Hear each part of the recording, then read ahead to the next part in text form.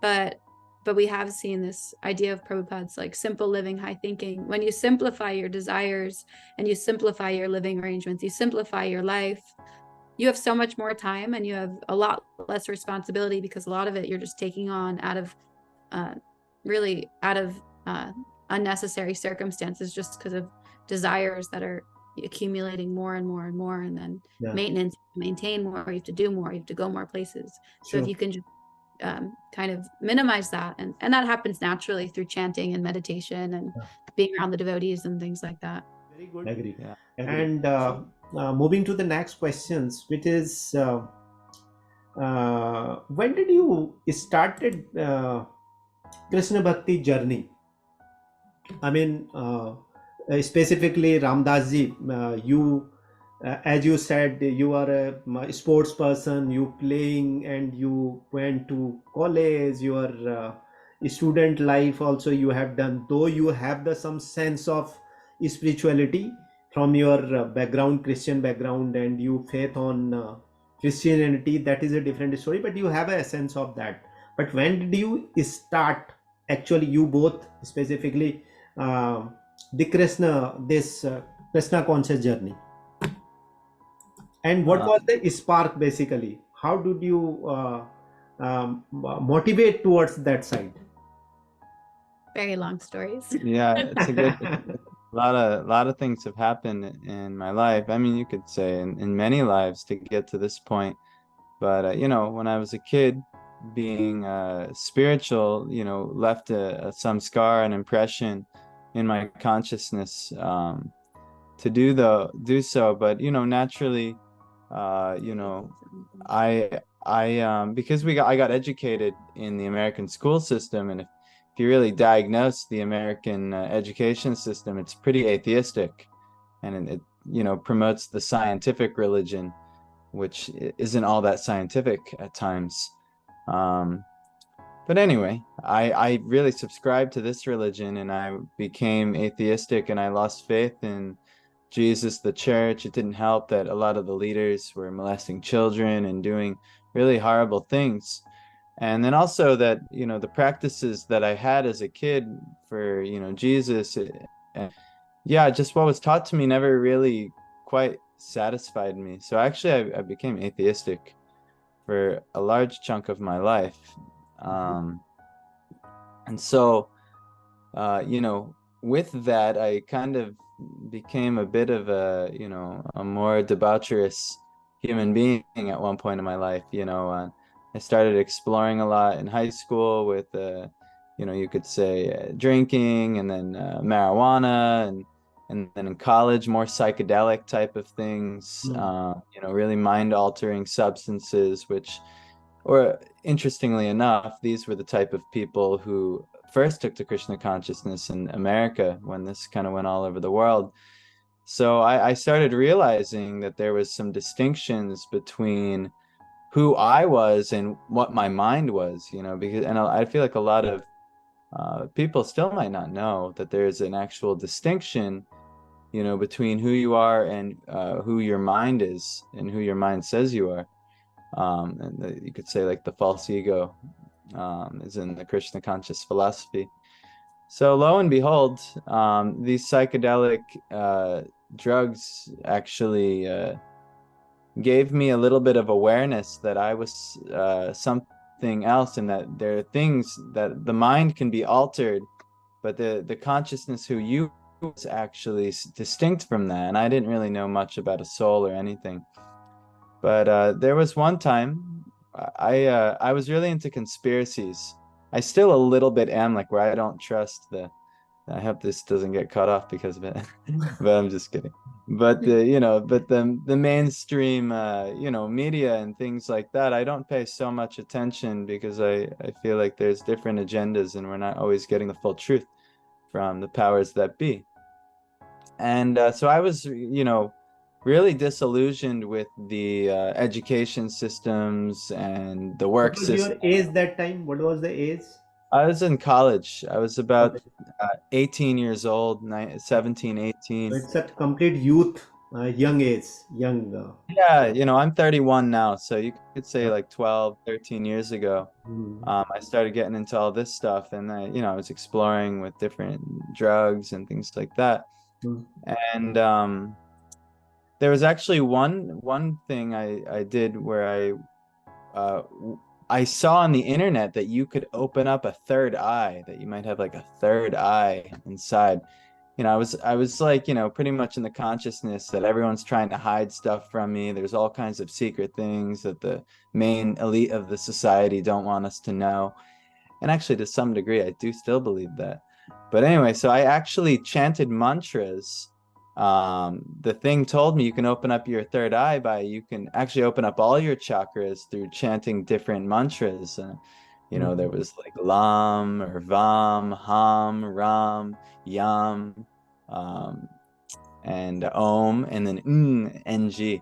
So mm, anyway, I did these things, and I actually felt a very visceral experience where I felt like this part of my brain was activated, mm, and with the thing that you can visualize, the thing we dream out of is actually this third eye, or the mind's eye. So I started like cultivating my mind's eye, through like different meditation techniques. So you could say that was like kind of the beginning of like, whoa, something's happening here. But I was kind of like very much an atheist. I was just trying to like empower myself. I kind of thought I was like the coolest thing in the world. And then eventually what happened is there was one psychedelic experience that changed my life, where there was a substance called DMT. I don't know if you ever heard of it.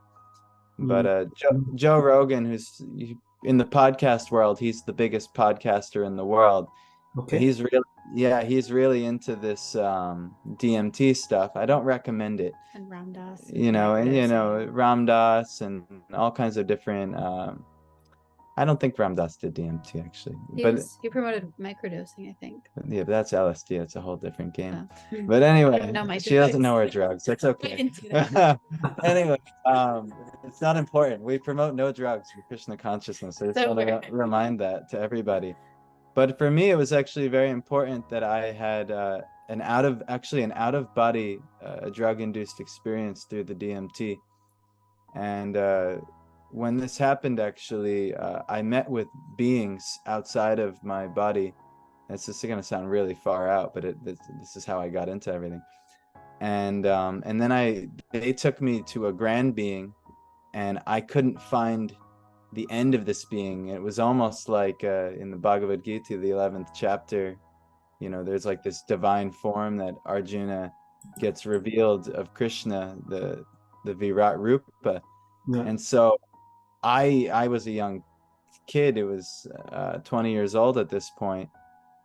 And I'm looking at this being and I can't find the end of this being. And I actually, in that moment, my life flashed before my eyes. And I used to not just be an atheist, I would like preach atheism to like my dad who taught me religion, and like anyone religious, I kind of like thought they were like pretty foolish, and that they should, they should come to their senses and, know that there's no wish fulfilling man in the clouds that is, that because that was the God that was pitched to me. So anyway, I had this experience, and it was my life flashed before my eyes, and all of the people that I preached to atheism, all these instances came before my eyes, and then again, this being was before me, and I felt so ashamed, and I felt so humbled, really, that I don't know anything. I thought I knew. I thought I had such a conviction that I knew what was going on in reality, and I realized I actually really didn't know anything. And that was really powerful to me, especially like, going out of the body and leaving the body was a really also, I won't go too into detail, or we'll just be here all day on this. But yeah, basically that experience was a very powerful experience for me to realize that I wasn't this body. And then also that there was a higher power, and I don't know anything about it. I don't know anything really about anything. And that even my eyes and my senses really can only pick up such a fraction of reality. And to me, that was just the opening of, I had to search. And in that spiritual search is eventually I did find Krishna consciousness, but I had to search through a lot of different things before I even came to that. This traumatic experience. Yeah, and disclaimer for anyone who's thinking, oh, I want to go try DMT. It was a really traumatic experience, and I wouldn't recommend it.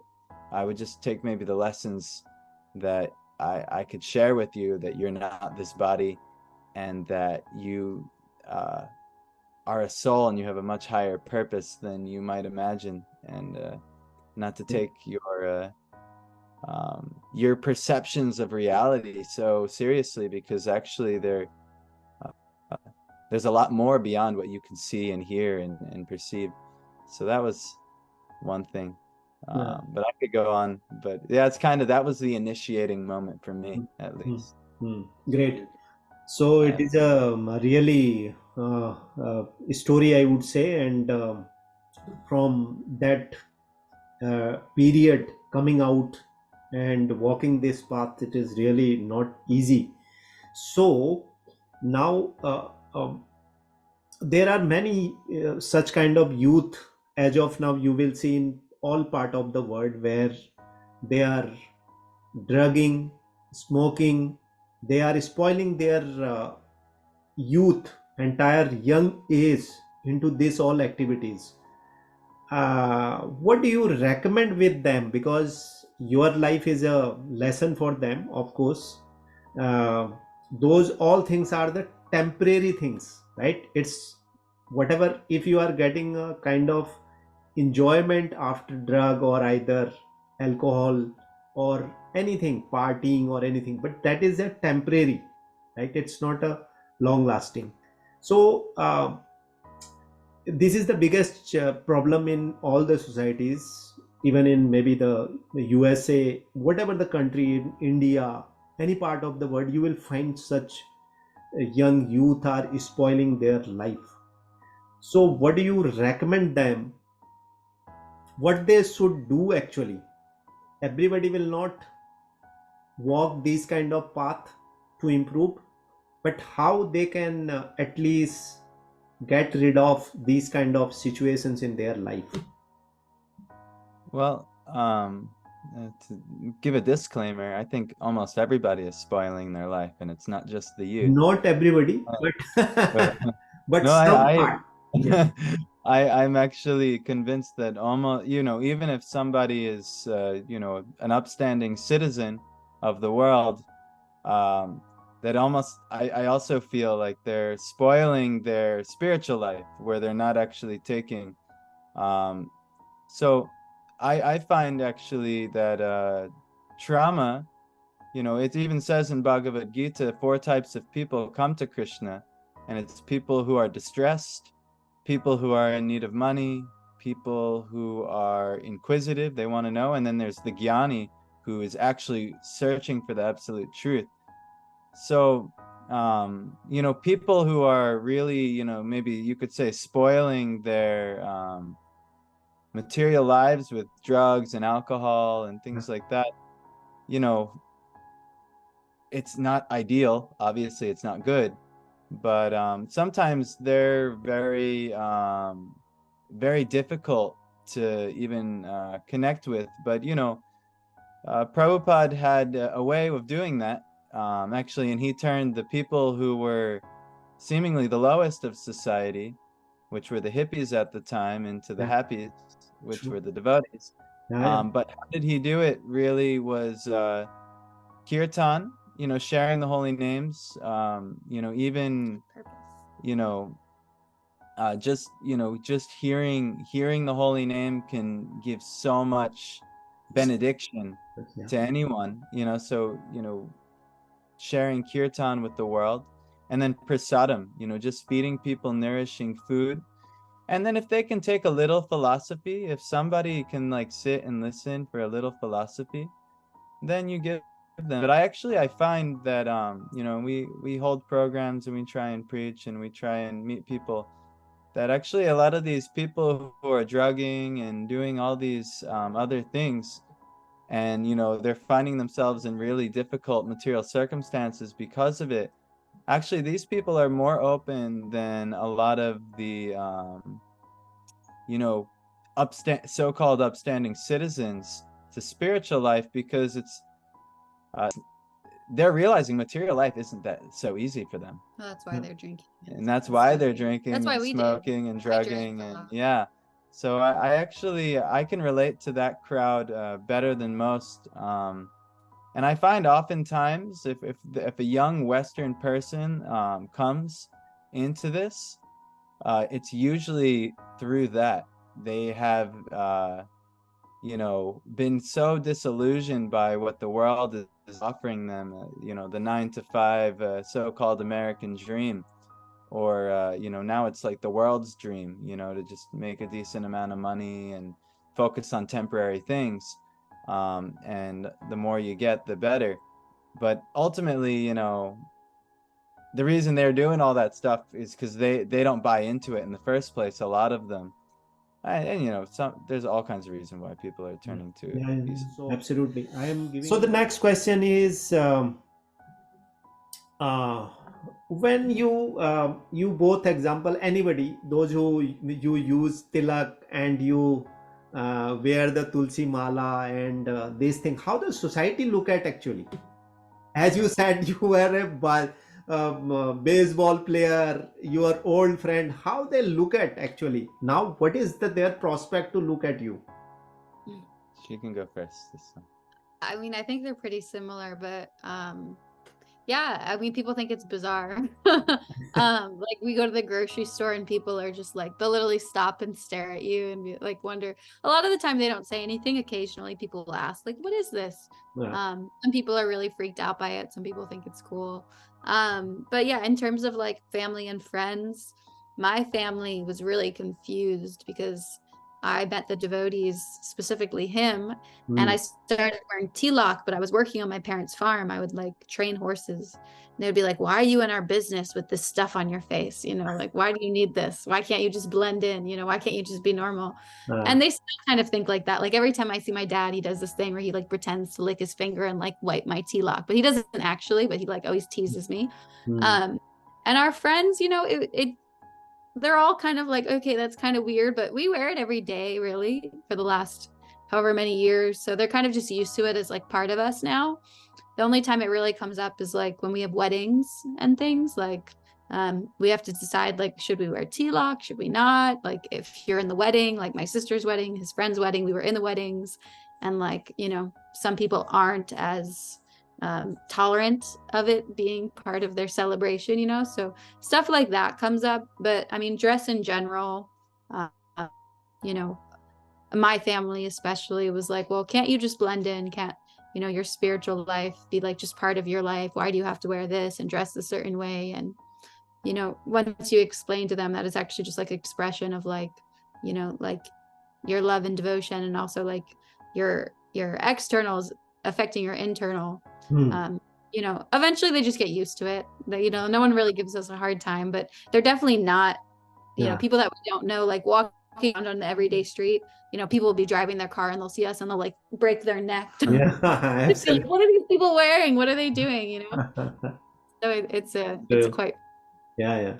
In Western world, it is little bit people look at this way, but in India, it is not a problem, because in our culture, putting tilak and everything, that is inherited from our parents and forefathers. So one last questions before the rapid fire round. This is the very small round.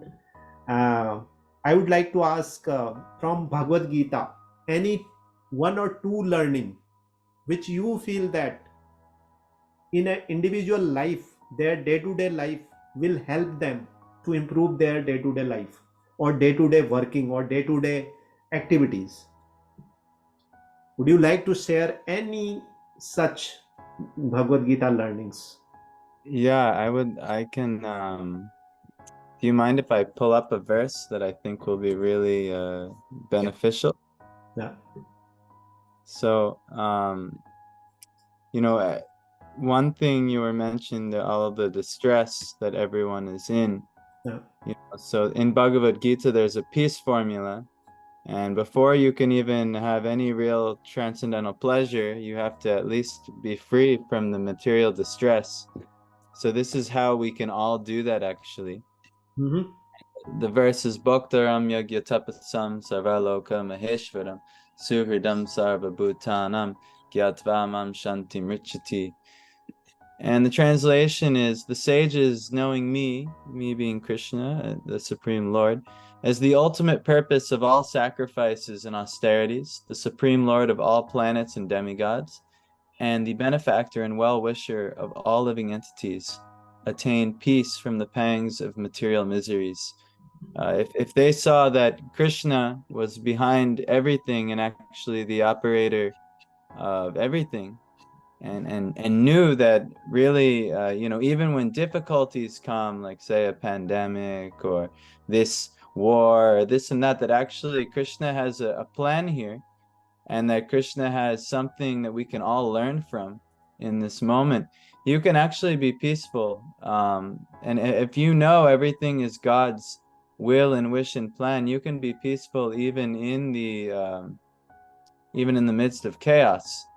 So, that learning is the necessary beginning so that you can actually, take to, well, okay, if he's behind everything, well, what does he want from me?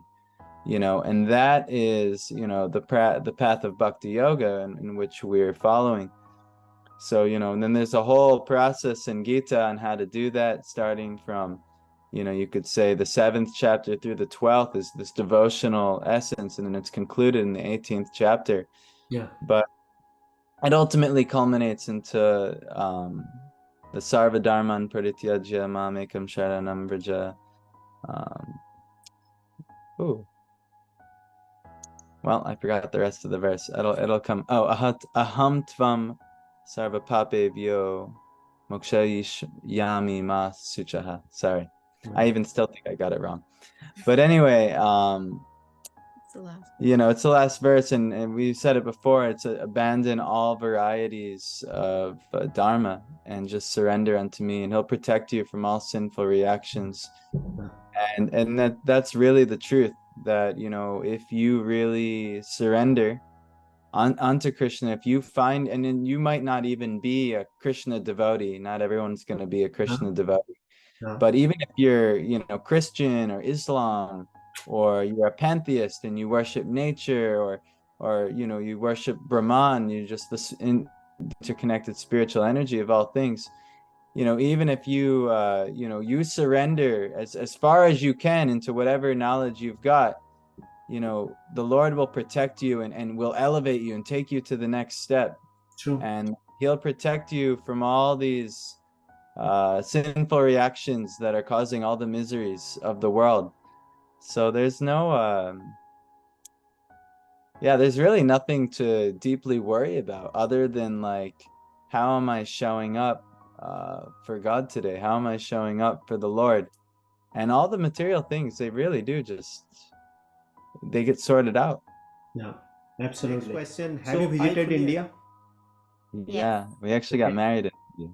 Okay, so my next question is, when you visited India, you please share your experience and any spiritual insight gained during your India visit. Of course, I think your purpose. Why don't you go first? Well, we've been a few times. Yeah, we've been about 4 times. We're going again in a few months. We're going 4th time. 4th time. Okay. But where do you visit? Basically in Vrindavan and Vrindavan mostly. Well, I mean, we go to a few places, but Vrindavan we usually try and go to. We've been to Mayapur, we've been to Delhi, we've been to Madhya Pradesh. Our Guru Maharaj has a big temple that he just built in Madhya Pradesh, Khargone. It's close to Indore. He just built it. We got married there actually almost 4 years ago now. But that was the most memorable actually time for me. It was our first time going to India and seeing how, there were so many temples everywhere and everyone had different forms of tilak, and we were so appreciated just like for wearing tilak, and because here we it's were really like different. celebrities in India. Yeah, and our wedding was on international news. It was supposed to be a secret, Yeah. but it ended up being on international Very news. awkward, yeah. But our Guru Maharaj, he brought us around to all his different siblings and his wife's siblings that still lived in India, and they showed us this Vaishnava culture. He was born a Vaishnava, and that was really memorable for the both of us in our service now, because we try and extend that principle, right, of atithi, and just seeing, even though not everyone, right, is like Krishna devotees, but just seeing the actual spiritual culture that everyone was inclined to something. Because West, honestly, even saying like the word God, at least in the US, like where we are, down south might be a little different, but where we are, it's kind of controversial, like it interestingly enough, because it's quite an atheistic society. So even just like saying like, oh, God bless you, or like something like that, like could really rub people the wrong way. And then to go to India and just see everyone just practicing like different forms was a really interesting thing. But specifically the Vaishnava etiquette, and our guru taking us, under his wing and showing us, the different holy places, and getting to go to Vrindavan, and see, where Krishna had his pastimes in Mayapur and all these things. It was just nice to be around the devotees from all over the world, Yeah. We will say it's but we got really sick last time. Yeah, we both almost died. it's yeah, it's still also part of the material world too. So you meet, there's a whole different set of problems in, say, India that would, we're not used to. Like drinking the water. Yeah, well, that's how we water, sick. but getting cheated in so many different ways, so many different things. It's still, there's so much spiritual culture there, and that I will say, was really, it is really uplifting every time we do go. But there's also less government regulation and things that you can't get away with in the US. You totally can get away with in India, and so it's they both have their pros and cons. Sounds correct. But truthfully, spiritually, there's so much upliftment and nourishment, especially in the holy dhams and the holy teachers who frequent these dhams. And so we're just so fortunate to be able to go and visit. But there's something said for, we like actually being where we are as well, and doing our service. Actually, last year we went during Kartik time, and we were in Vrindavan, and actually we had like a pretty miserable time. Even part of it is because we were sick, but then the other part of it is because actually we didn't feel like we could do our bhakti, our service, as nicely as when we were in the West. Yeah, we felt kind of useless. Like where people need the preaching more, people need the bhakti more. Where in India, everyone, like half of everyone's a devotee already. Yeah, not to say, there's still things we did do, but yeah, we love India, but then there's certain parts of the material world of India where we're like, still the material world. We don't love that part so much, but we can appreciate it. Anyway, absolutely.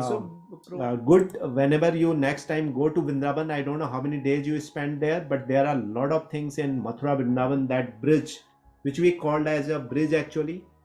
And that entire area has, you will feel the Krishna,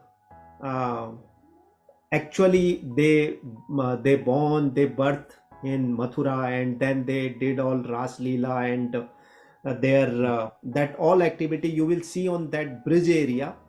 Wherever you go, example, Radharani maternal, their grandmother house, go there, and there are a lot of places where you will feel the presence of Krishna actually. I spent it myself. Yeah.